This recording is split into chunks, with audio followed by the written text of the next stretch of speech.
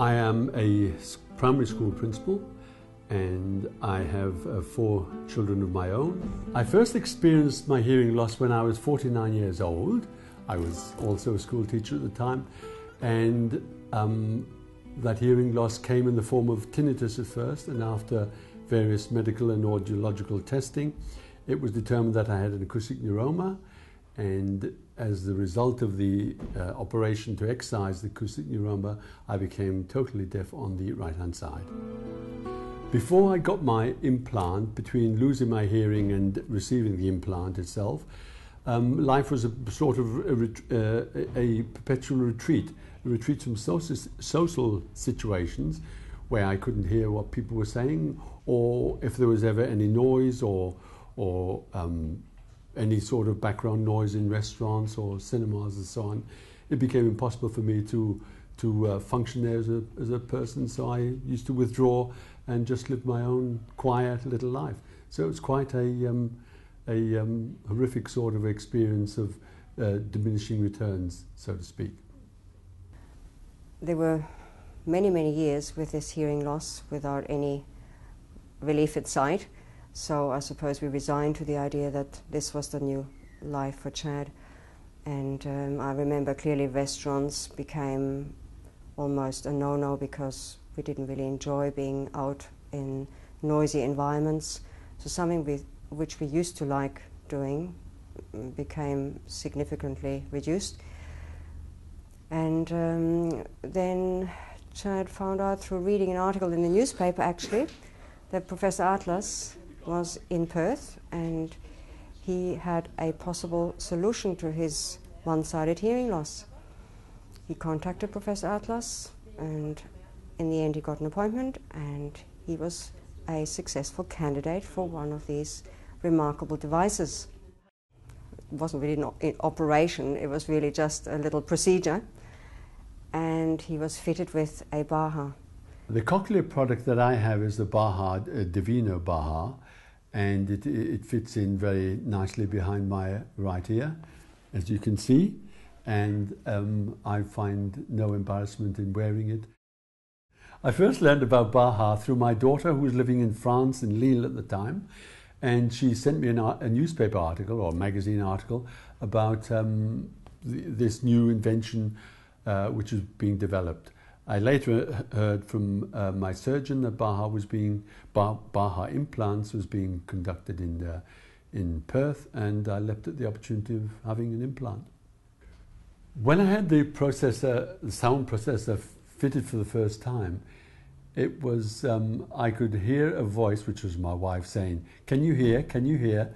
And I didn't know which way to look because I was totally, found it totally unusual to have sounds coming from the right-hand side. And of course my wife was standing on the right-hand side. And then when I looked at her, she was standing there with tears in her eyes because it was obvious that I'd heard her. I still remember very clearly on the day when he was fitted with the Baha, that I went with him obviously, and we walked out of the hospital, and I, as usual, walked on his left-hand side, and then we realized, oh, we could go back to what we used to do, namely I walked on the right-hand side, and so I changed over to the right-hand side and talked to Chad, and amazingly he could hear me, which was just unbelievably overwhelming. And I still remember I couldn't stop crying because it was so overwhelming, and so was it for him. The implant has affected my life in very many ways. In my professional life, I'm able to communicate with children in a noisy yard. I'm able to communicate with staff at staff meetings and in restaurants. Although there's still background noise which interferes with my hearing, I find the situation much more social than it was, of course, without the Baha. It's been a tremendous support, and I'm sure I would not feel the same without it.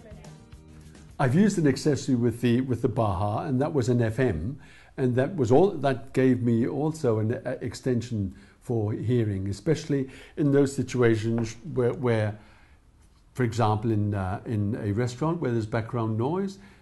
My favorite sound is with the Baha, with the aid of the Baha, is rain on tin roofs.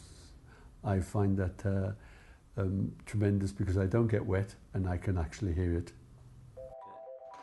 The way I describe myself now would be a full participant in normal everyday living, in my professional working life, in my social life, in sporting activities, in working activities.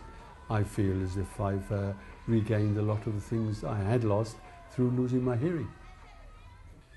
The sorts of things I like to share with people who are considering an implant would be that they really have nothing to lose. They have a tremendous amount to gain by having an implant. There are certain aspects of their life, depending on how long they have had a hearing loss, which they no longer realize that they are missing. They only realize that they have missed it once they have the Baha switched on, and they realize that there's parts of their life which can be enriched by the Baha.